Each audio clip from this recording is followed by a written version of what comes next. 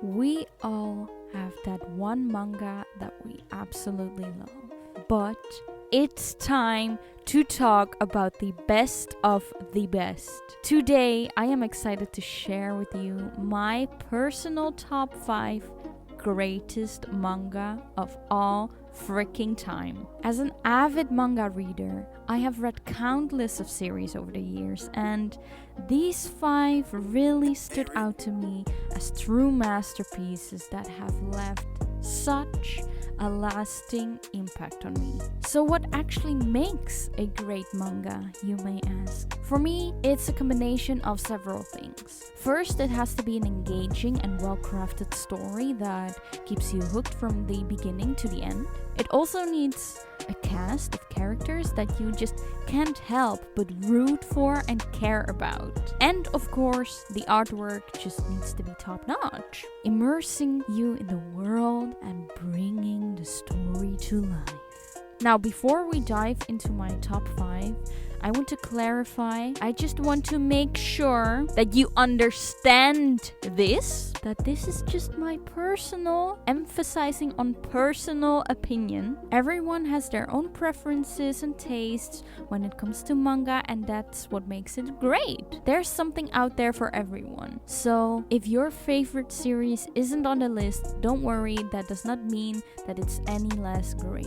So without further ado, let's get into my top 5 greatest manga of all time. Get ready to get transported into other worlds, experience epic battles, and witness unforgettable stories that will stay with you long after you finish reading. Y'all are going to attack me for this one, but I will square up with anyone that dares to fight me. Tokyo Revengers till this day, and till the day that I blow my last breath, is definitely one of my favorite mangas of all time. Yes, it might not be the best manga compared to manga like Bleach or Naruto, but to me, the enjoyment as well as the characters in the manga are just peak. For the people that don't follow the series, Tokyo Revengers is about a young man named Takemichi, and he goes back in time to his middle school days and tries to change the future by preventing the death of his girlfriend and her brother, who were both involved in a gang called the Tokyo Manji Gang. The manga is really good in my opinion because it has a compelling story that combines time travel, gang violence, and a romantic subplot. Some people might say that the series fell off, but in my opinion, the characters are really well developed and the relationships with each other are complex and dynamic. The action scenes are well drawn and exciting, and the plot twists and cliffhangers at the end of each chapter keep the reading engaged and eager for more. Overall, I really think that Tokyo Revengers is a must-read for anyone who enjoys manga with a good mix of action, drama, and romance. What can I even say about this one? Even though I have started the series recently and not so long ago, this manga is just phenomenal to me. Not only is Witch Hat Atelier a highly regarded manga series that stands out for its beautifully detailed artwork, but its imaginative world building and engaging storytelling truly make me appreciate and respect the mangakas like Shirahama. I have talked about this one before in my previous videos, so if you're interested in a manga that really shows what true magic is, give this one definitely a go. I will, and I swear, I will never forgive Cloverworks for giving this masterpiece such a garbage animation. Oh my gosh. The Promised Neverland is truly one of the best mangas I have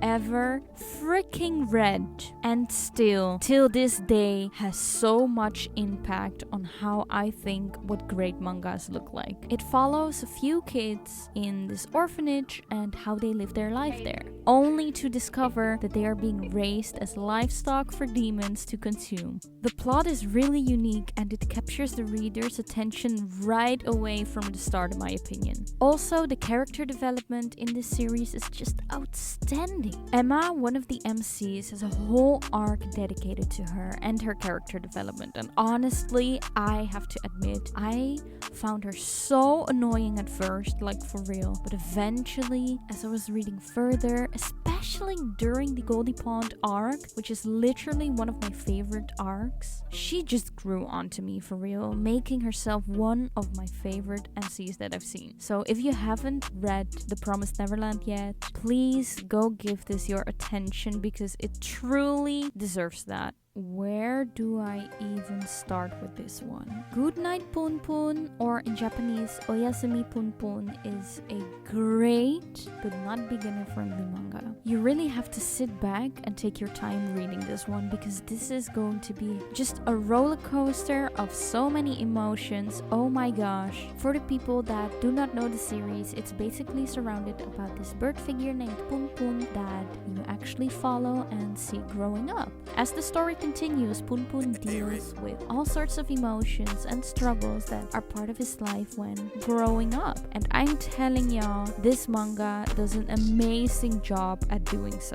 Not only do you follow Punpun, but also some other characters, their point of views, and their way of thinking and handling things throughout the series. What I really like about Punpun is that in the series he's quite abstract, I would say, meaning that because he's portrayed as a bird figure throughout the whole series and also isn't really speaking much, you can almost already figure out on how Punpun is feeling or what he's trying to say without actually saying anything. And this is thanks to the surrounding characters that fill in the gaps in the context each time they get to interact with Punpun. And it might sound very cliche, like yeah, this manga really taught me how to this and that, and yeah, this manga is so full of life lessons, blah blah blah. But for real, Inio Asano, the mangaka, does an outstanding job on subconsciously giving you so many facts and beautiful metaphors and life lessons about not only adulthood, but also about love and your inner self.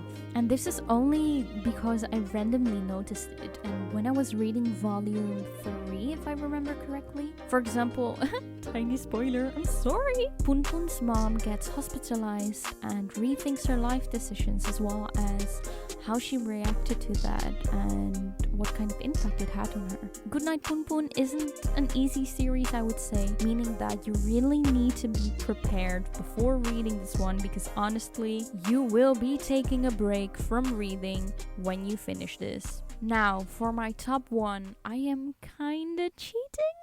I'm sorry y'all, but this is just not comparable at all, like for real. Anyway, for my top 1, I have actually 2 mangas on the spot where I will be discussing one of them in detail, which is drum ruffles, One Piece and Vinland Saga.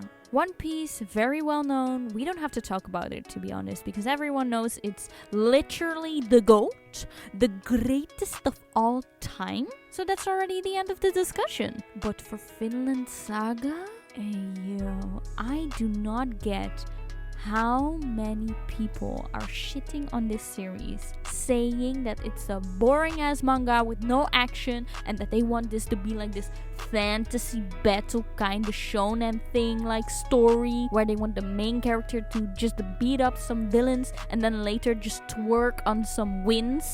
Come on. Let's be for real. I'm sorry, but if you want that, then just go read your Gugu Gaga manga because Vinland Saga is not that. There will be no day in my life where I'm not praising Vinland Saga because this is literally a story written in gold. I love that it's a compelling story of revenge, redemption, but also self-discovery. And what sets Vinland Saga really apart from most mangas is its complex characters, intricate plot, and immersive world building. The series delves deep into the psychology of its characters, exploring their motivations, their fears, and also their desires. This makes the story really cohesive and also realistic that keep the readers invested in the character's journey. Also, the series is beautifully illustrated with detailed character designs and breathtaking action sequences. The attention to the historical accuracy and the cultural details also add a lot to the experience of reading Vinland Saga. Overall, Vinland Saga is a must-read manga for people that have such a big love for epic stories, complex characters, and also historical fiction. These were my top 5, well, low-key top 6, greatest mangas of all time for now. I don't know whether it will be changing. Maybe it will, maybe it will not. I'm curious whether you agree or disagree with my fire statement. So let me know in the comments which manga you think is goated. And I see you all in my next video. Bye bye!